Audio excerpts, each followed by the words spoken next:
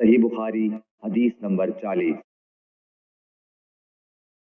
رسول اللہ صلی اللہ علیہ وسلم جب مدینہ تشریف لائے تو پہلے اپنی نانہال اترے جو انصار تھے، اور وہاں آپ نے 16 یا 17 ماہ بیت المقدس کی طرف منہ کر کے نماز پڑھی، اور آپ کی خواہش تھی کہ آپ کا قبلہ بیت اللہ کی طرف ہو۔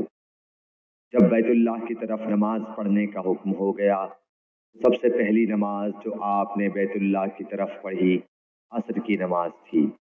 وہاں آپ صلی اللہ علیہ وسلم کے ساتھ لوگوں نے بھی نماز پڑھی۔ پھر آپ کے ساتھ نماز پڑھنے والوں سے ایک آدمی نکلا اور اس کا مسجد بنی حارثہ کی طرف گزر ہوا تو وہ لوگ رکوع میں تھے۔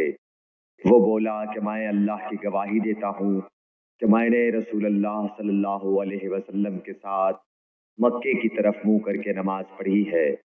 یہ سن کر وہ لوگ اسی حال میں بیت اللہ کی طرف گھوم گئے، اور جب رسول اللہ صلی اللہ علیہ وسلم بیت المقدس کی طرف منہ کر کے نماز پڑھا کرتے تھے، یہودی اور عیسائی خوش ہوتے تھے، مگر جب آپ نے بیت اللہ کی طرف منہ پھیر لیا تو انہیں یہ امر ناگوار ہوا۔ زہیر ایک راوی کہتے ہیں کہ ہم سے ابو اسحاق نے برا سے یہ حدیث بھی نقل کی ہے کہ قبلہ کی تبدیلی سے پہلے کچھ مسلمان انتقال کر چکے تھے، تو ہمیں یہ معلوم نہ ہو سکا کہ ان کی نمازوں کے بارے میں کیا کہیں۔